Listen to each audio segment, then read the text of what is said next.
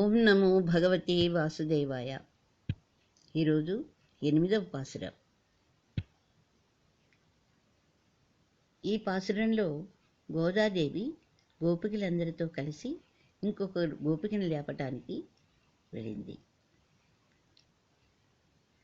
கீழ்வானம் வெள்ளென்று எருமை சிறுவீடு மேய்வான் பர்ணந்தகான் மிக்குள்ள பிள்ளைகளும் போவான் போகின்றாரை போகாமல் காத்துன்னை பூவான் வந்து நின்றோம் கோதுகலமுடைய பாவாய் எழுந்திராய் பாடிப்பறை கொண்டு மாவாய் பிளந்தானை மல்லரை மாட்டியா தேவாதி தேவனை சென்று நாம் சேவித்தால் ఆవావెందారా ఎందు అరుణీలోరెంబాబాయ్.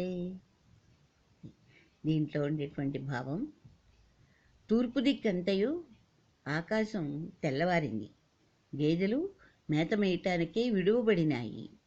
అవి మేతకై స్వేచ్ఛగా తిరుగాడుతున్నాయి. తోటి గోపికలందరూ శ్రీకృష్ణుడు చేరక ముందుగానే అతని వద్దకు చేరవలనని, అట్లు చేసినతడు చాలా సంతోషించునని తలుస్తున్నారు.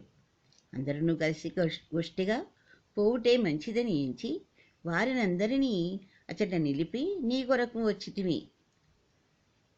ఓ గోపమ్మ, నీకును అతని చేరుటకు కుతూహలముగానే ఉన్నది కదా, మరింత ఆలస్యం ఎందుకు? లే, అశ్వాసుర రూపుడైన కేసిని చాడూరు ముష్టికాదులను చీల్చి చెండాడిన శ్రీకృష్ణుని సన్నిధికి పోయి మన నోమునకు కావలసిన పరై అనే సాధనమును పొందుదము. అతన్ని రాకకు ముందే మనం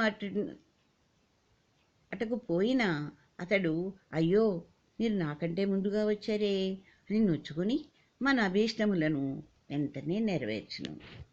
ఇందులో ఉండేటువంటి అంతరార్థం. క్రిందటి పాసురంలో భరద్వాజ పక్షులు చేసే కలకల ధ్వనిని విని అందులోని ధ్వనిని గ్రహించమంటున్నది. ఈమె సాయించిన మొత్తం తిరుప్పావై అంతా ధ్వని కావ్యమే అంటే గూఢార్థమే. పైకి సాధారణ భాషగా కనబడినా అందులోని అంతరార్థం బహువిస్తృతమైంది.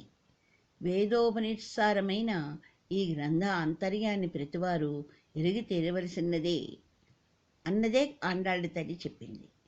ఈ 8వ పాసురంలో శ్రీకృష్ణ భగవానుని అనుగ్రహ విశేషాన్ని సంపాదించిన ఒక పరిపూర్ణురాలైన గోపిక తెల్లవారిపోయినను ఇంకా లేవలేదని గమనించి ఆమెను లేచిన వారందరితో కలిసి గోదాదేవి మేల్కొల్పుతున్నది అని ఈ 8వ పాసురంలోని భావం.